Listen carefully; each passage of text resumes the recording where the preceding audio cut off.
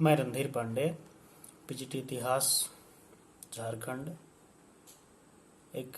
ऐसे महत्वपूर्ण विषय पर अपना विचार रखूंगा जो माध्यमिक एवं उच्च माध्यमिक में अध्ययनरत बच्चों के लिए प्रेरणादायी होगा और उनके लिए, उनके व्यक्तित्व के विकास के लिए या आसपास के परिवेश में उनकी जिम्मेदारी को एहसास कराने में सहायक होगा। आज पर्यावरण दिवस है 5 जून, जिसको हम लॉकडाउन के दायरे में रह करके मना रहे हैं, खुशी प्रकट कर रहे हैं, हर्ष कर रहे हैं। पर्यावरण के विषय में बोलने से पहले एक छोटा सा श्लोक। सत्येन ब्रह्मचर्येण व्यायामनाथ विद्यया देशभक्त्यात्म त्यागेन सम्माननारः सदा भव। पर्यावरण की जब भी हम बात करते हैं तो उसका अर्थ ही यही होता है कि हमारे आसपास जो भी हमें सजीव या निर्जीव दिखाई देते हैं और उनका हमारे जीवन में किसी न किसी प्रकार से योगदान है और उसके साथ हम एक तालमेल बैठा करके जीवन यापन कर रहे हैं, इस प्रकार की बातों के समावेश को ही पर्यावरण कहेंगे। पर्यावरण का महत्व 5 जून आज के दिन ही केवल नहीं है, बल्कि पूरे संपूर्ण वर्ष में हमें पर्यावरण के प्रति चिंतन मनन करना चाहिए और उसके लिए हम क्या योगदान दे सकते हैं यह भी निश्चित करना चाहिए। आज हम जो स्थिति देख रहे हैं वर्तमान में कि हम 2-3 महीने से घरों में कैद हैं, बहुत भयभीत हैं और इस महामारी, कोरोना महामारी से स्वयं की रक्षा करने के लिए परेशान भी हैं और इसके लिए कोरोना वॉरियर्स, डॉक्टर, पुलिसकर्मी या ऐसे और भी योद्धा जो इस कोरोना महामारी को परास्त करने में, हराने में अपनी भूमिका निभा रहे हैं, सभी ने इस बात का जरूर मनन किया होगा कि आखिरकार क्या बदला। लॉकडाउन होने के बाद हमारे जीवन में क्या क्या परिवर्तन आया, इस परिवर्तन का संबंध प्रकृति से कहाँ तक हम जोड़ पाएंगे। मैंने 1-2 कविता भी इस पर लिखी है और पहले के वीडियो में मैंने उसको प्रस्तुत भी किया है कि क्या बदला। और ऐसा तो नहीं है कि अब आने वाला युग के लिए यह एक ऐसा सबक साबित हो जाए कि युगों युगों तक पर्यावरण से छेड़छाड़ करने में हम हिचक करेंगे या उसके प्रति जो हमारी नैतिक जिम्मेदारी है उसका हम पालन करेंगे। बच्चों, पर्यावरण के प्रति हमारी एक नैतिक जिम्मेदारी है। वह जिम्मेदारी को इस प्रकार से हम उसकी व्याख्या कर सकते हैं कि जितने भी प्रदूषण हो रहे हैं उसको कम करने में और पर्यावरण के हर कारक, चाहे पशु पक्षी हो, पेड़ पौधे हो या भौतिक संसाधन हो, सभी मानव निर्मित हो, प्रकृति निर्मित हो, नदी, झील, तालाब इत्यादि, सबको हम प्रदूषण मुक्त कैसे रखेंगे। और इस पर्यावरण धर्म को हमें समझना है। यदि हम पर्यावरण धर्म को समझ लेंगे तो संभव है कि जो आए दिन घटनाएं घट रही हैं, जैसे कि एक हथिनी को केरल में अनानास में पटाखा भर करके उसे खिला दिया गया, जिस कारण उसकी मृत्यु हो गई और बाद में ज्ञात हुआ कि वह प्रेग्नेंट थी। इस प्रकार की जो क्रूरता मानवों में आ गई है, इस क्रूरता को समाप्त करने के लिए ही पर्यावरण दिवस का प्रत्येक वर्ष आयोजन किया जाता है। क्रूरता समाप्त हो जाए, साथ ही साथ सतत पोषण जो सिद्धांत दिया गया पर्यावरण विद्वानों के द्वारा, उसको हम सार्थक बना पाएं सतत पोषण कहने का अर्थ है कि जितनी आवश्यकता है उतना ही उपभोग हमें करना चाहिए, चाहे जल हो, चाहे और भी संसाधन हो। इस प्रकार की यदि नैतिक जिम्मेदारी हम समझेंगे तो संभव है कि हमारे अंदर प्रकृति के प्रति प्रेम का भाव जागेगा। और हम भारतीय हैं, हम अपने धर्म और धर्म शास्त्र के बातों पर पूर्णतया विश्वास भी करते हैं, और कुछ उसकी ऐसे विशिष्ट पक्ष हैं जिसके संबंध में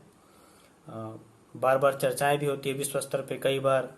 हमारे प्रधानमंत्री नरेंद्र मोदी जी ने कहा भी है,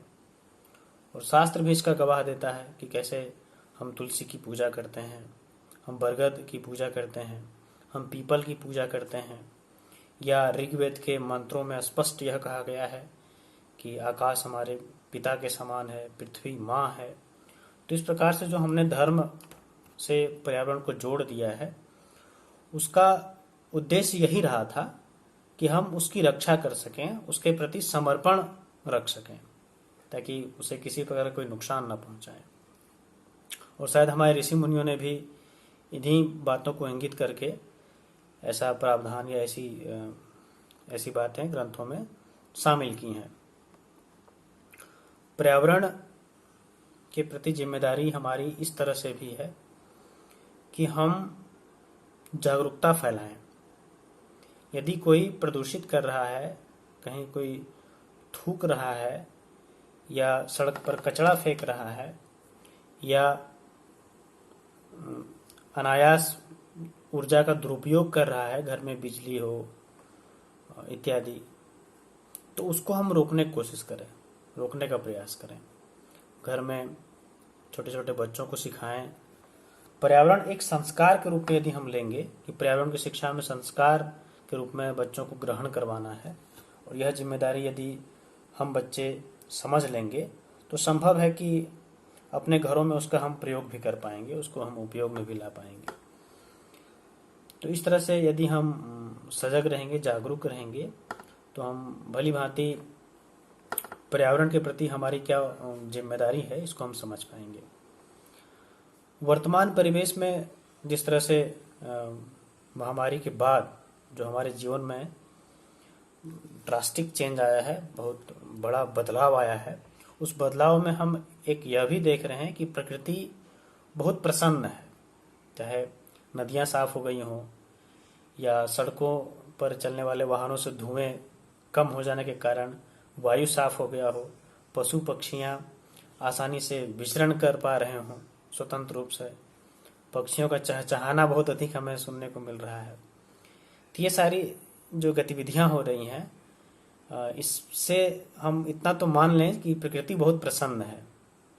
तो ये तभी हो पाया है जब हम लोगों ने खुद सिमटा है, या मानव सिमट गया है, तो प्रकृति को स्वतंत्र रूप से, स्वच्छंद रूप से उसका जो नेचर है उसमें वह अपना जीवन जी रहा है। तो इसको हम ध्यान रखें कि जो 2 महीने में हमने प्रकृति को लाभ पहुंचाया है, वो आने वाले समय में भी अपने स्तर पर, छोटे छोटे स्तर पर ही, लेकिन प्रकृति को लाभ पहुंचाएं। जब प्रकृति को हम लाभ पहुंचाएंगे तो आने वाला समय जो हमारी पीढ़ी होगी वो भी इस बात को समझ पाएंगे, और उसी को अपने आदतों में वो प्रवेश करा पाएंगे, उसी को अपने आदत में डाल करके वो पर्यावरण के प्रति जो उनकी जिम्मेदारी है उसको समझ पाएंगे।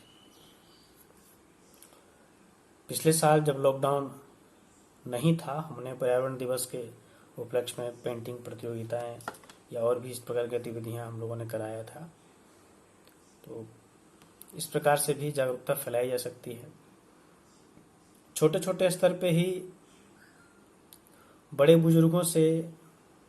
अभी के पर्यावरण प्रदूषण, या गांव में जो प्रदूषण होता है या शहरों में जो प्रदूषण होता है, वो कितना परिवर्तन उसका हो पाया है या पहले से कितना बदल गया है, इसकी चर्चा हम बुजुर्गों से कर सकते हैं। यदि बूढ़े बुजुर्गों से हम चर्चा करेंगे तो निश्चित हमें पता चलेगा कि हम प्रकृति के वाहन में तो चढ़ गए हैं, बहुत अधिक प्रगति कर रहे हैं, वैज्ञानिक प्रगति कर रहे हैं, लेकिन कहीं ना कहीं हम जो जलवायु परिवर्तन वाली समस्या है या कह सकते हैं कि बहुत अधिक गर्मी होने के कारण ग्लेशियर पिघल रहा है जिससे सुनामी इत्यादि आने की संभावना है, या अकस्मात बहुत अधिक बारिश का हो जाना, भूकंप आ जाना, सुनामी आ जाना, ये बहुत सारे ऐसे रीजन्स हैं जो कहीं ना कहीं हमारे द्वारा प्रकृति के पोषण में, उसकी रक्षा करने में